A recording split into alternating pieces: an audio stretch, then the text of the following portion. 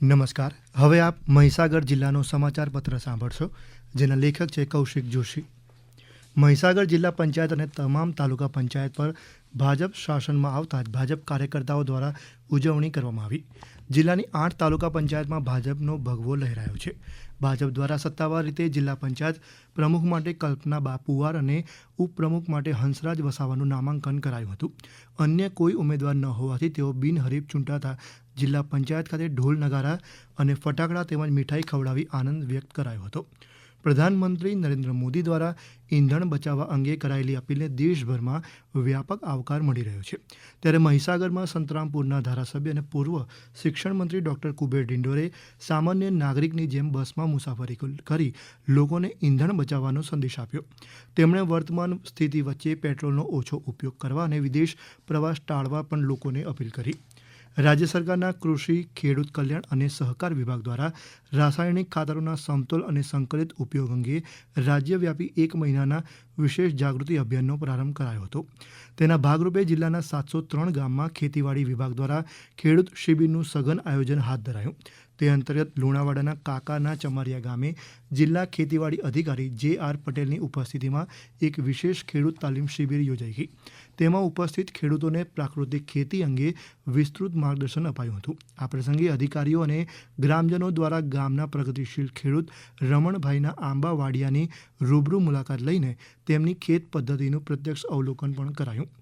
જિલ્લા કલેક્ટરના અધ્યક્ષતા હેઠળ દેખરેખ સમિતિ દ્વારા તૈયાર કરાયેલા સૂક્ષ્મ આયોજન મુજબ કૃષિ વિજ્ઞાન કેન્દ્ર અને કૃષિ યુનિવર્સિટીના વૈજ્ઞાનિકો, આત્મા પ્રોજેક્ટના કર્મચારીઓ, ગ્રામ સેવકો, તલાટીઓ અને સહકાર તેમજ પંચાયત વિભાગની સંયુક્ત ટુકડી દ્વારા જિલ્લામાં ગામવાર તાલીમ શિબિરનું સઘન સંચાલન કરવામાં આવી રહ્યું છે.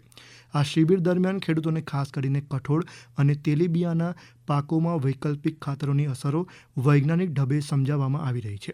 તેમજ ખાતરોની કિંમત અને તેમાં રહેલા પોષક તત્વોની સરખામણી કરતા રસપ્રદ પોસ્ટરનું પ્રદર્શન યોજાઈ રહ્યું છે. જમીનની ફળદ્રુપતા લાંબા સમય સુધી જાળવી રાખવા સોઇલ હેલ્થ કાર્ડના અહેવાલ મુજબ જ ખાતરો નાખવા અને સંકલિત પોષણ વ્યવસ્થા INM માર્ગદર્શિકા અનુસરવા ખેડૂતોને ખાસ માર્ગદર્શન અપાઈ રહ્યું છે. આ ઉપરાંત ભવિષ્યમાં ખાતર વિતરણ વ્યવસ્થા માટે અનિવાર્ય અને મહત્વના એગ્રી સ્ટેક ફાર્મર ID બનાવવાની કામગીરી કરાશે. જિલ્લા કલેક્ટર કચેરીના સભાખંડ ખાતે નિવાસી અધિક કલેક્ટર CV લટાના અધ્યક્ષસ્થાને જિલ્લા માર્ગ સલામતીની બેઠક યોજાઈ ગઈ. તેમજ જિલ્લામાં માર્ગ અકસ્માત નિવારવા, ટ્રાફિક વ્યવસ્થાને વધુ સુદૃઢ બનાવવા અને નાગરિકોની સલામતી સુનિશ્ચિત કરવા વિવિધ મહત્વના મુદ્દાઓ પર વિસ્તૃત ચર્ચા વિચારણા કરી જરૂર નિર્દેશ અપાયા હતા. બેઠકની શરૂઆતમાં ગત 16 એપ્રિલ 2026ના રોજ યોજાયેલી જિલ્લા માર્ગ સલામતી સમિતિની બેઠકની કાર્યવાહીને બહાલી અપાઈ અને અગાઉ લેવાયેલા નિર્ણયો અંગે અત્યાર સુધી થયેલી કામગીરીની સઘન સમીક્ષા કરવામાં આવી હતી. આ ઉપરાંત વાહન ચાલકોની સુરક્ષાને ધ્યાનમાં રાખીને ગોધરા મોડાસા રાજમાર્ગ પર મુકાયેલા સ્પીડ બ્રેકરને IRC નોર્મ્સ એટલે કે નિયમ મુજબ સુધારવા અંગે પણ અગત્યની ચર્ચા કરવામાં આવી. જિલ્લાની વડાગામ 108 ઇમરજન્સી સર્વિસની ટીમે સફળ પ્રસૂતિ કરાવી માતા અને બાળકનું જીવન બચાવ્યું હતું. 6 મે બપોરે અંદાજે 4:30 વાગે ખાનપુર તાલુકાની નેસડા વિસ્તારમાં રહેતી એક મહિલાને પ્રસૂતિની પીડા ઉપડતા તેમના પરિવારજનોએ 108 ઇમરજન્સી સેવાનો સંપર્ક કર્યો હતો.